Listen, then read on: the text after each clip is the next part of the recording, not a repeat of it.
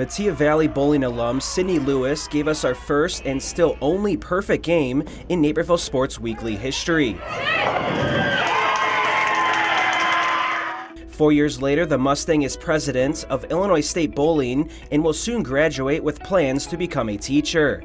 I wanted to bowl, and I knew ISU had that, but I also knew that it wasn't an official team, so we're just a club team. But I really wanted to put my education first, so that's why I chose to come to school at ISU instead of going to a bowling school. Despite being one of the top bowlers in the IHSA for several years, the transition from high school to college bowling is far from easy. In high school and most casual bowling settings, lanes are set to a standard house pattern.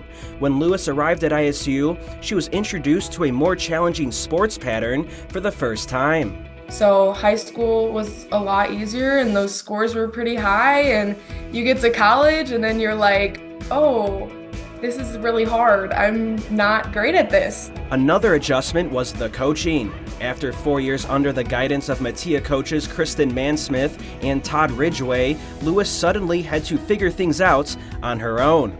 ISU's club bowling team is 100% student-led, meaning there are no official coaches, but that hasn't stopped Lewis from hitting her mark. And then not having a coach to help me through that adjustment was super hard, but this year I feel like I finally figured it out. It only took me 2 years to figure it out, but I finally figured it out. Lewis is thriving on the lanes and leads all ISU women's bowlers in scoring this season, averaging 184 per game. I had my first all-tournament team placement this year, so that's top 5 in a tournament, which has been a goal of mine. I really wanted to get that. The talent on the lanes was always there. It was just a matter of adjusting to the new challenges. At Metea, Lewis placed in the top 11 twice at the state meet. Getting to go to state my senior year and going out with a bang was really nice, and it kind of just brought everything together that we've been working really hard for. Now at ISU, Lewis is grateful for the community she's found at the club. It makes you feel like you have a family even though you're not at home. It makes school so much better too.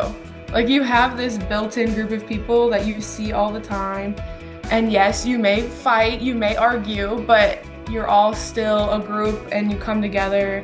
This spring marks Lewis's final semester on campus at ISU before she returns home to finish student teaching.